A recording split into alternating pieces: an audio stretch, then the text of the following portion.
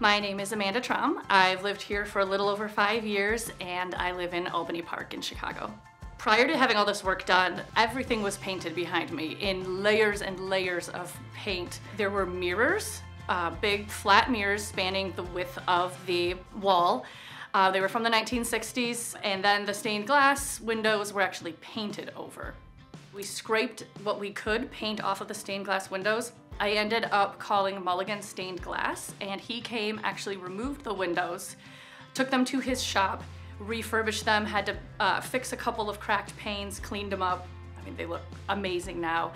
The paint stripping and the wood restaining was done by Peters, and they did a phenomenal job. They did this entire room for me, crown molding, picture rail, baseboards, everything. I had the walls all replastered and I used Bosco plastering. Plaster had cracked, we had bulges here and there, but he said that's exactly what's supposed to happen. Ended up being a pretty straightforward replastering job. It was just a lot.